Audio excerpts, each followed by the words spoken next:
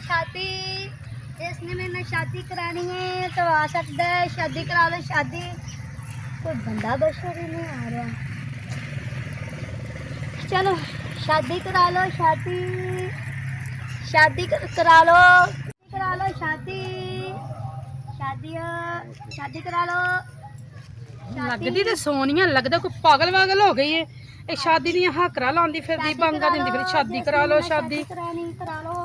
इधर सहमा किधर आई अज हैं किधर आई दस सही तू इधर की चरी दे विच करदी फिरनी शादी करा लो शादी करा मैं ते सोचिया मैं ते अंज दी बकवास करेंगी ए सड़कां ते शादियां करदी फिरदी चरियां च आके हैं तेनू शर्म नहीं आंदी तेरी तो शादी छब्बू मासी ना हो गई है तू तो अपनी जिंदगी हसी खुशी गुजार रही है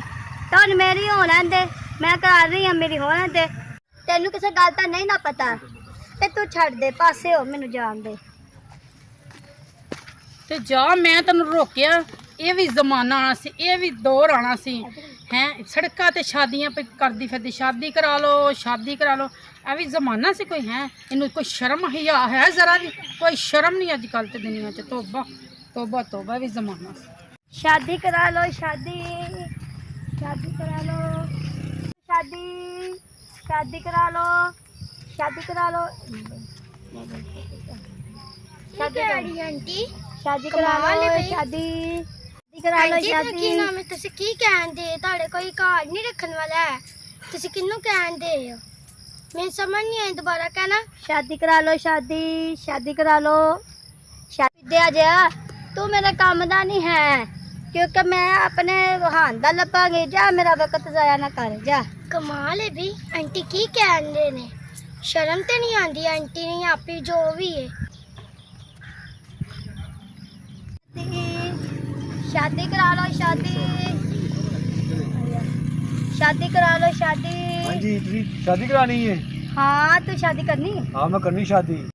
तू शादी करानी है हाँ तो मैंने शादी करनी है हाँ मैं जवान हाँ हट्टा कट्टा वहाँ करा शादी मेरे नाल तो मैंने शादी करानी है तो मेरी एक शर्त है की शर्त है कि तेन मेरे नाल कमाद च जाना पेगा कमाच हाँ ओए कमाच चला। आओ चलो कमाच चला आहो कमाच जाना है आहो कमाद च कमाच जाना है और तेरे भरमैया को जाना है चल वड़ कमाद च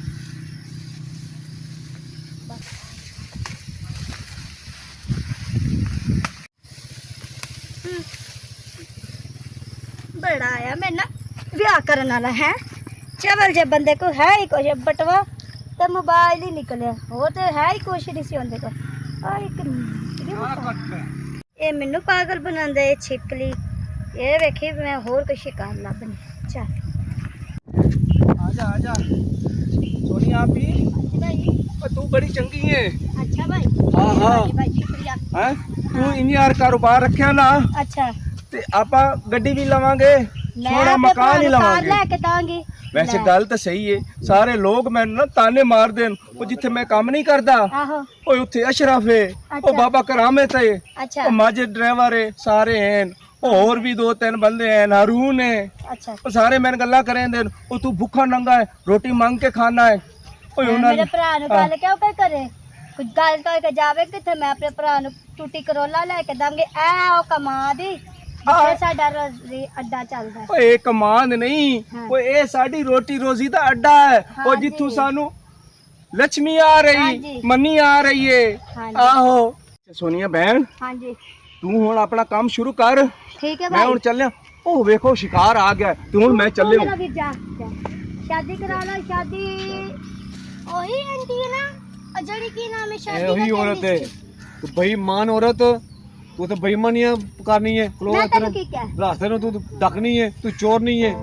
तू बंदे तेरे डकनी है ਤੈਨੂੰ रोक लोग ਸ਼ਰਮ है ਯਾ ਨਾ ਕੋਈ ਆਈ नहीं मैं तो तानू की क्या वे आपे मैं शादी करानी सी आपे तो मेरे नाल कमान च वड़या कमाल तो की सी कमाल तू तो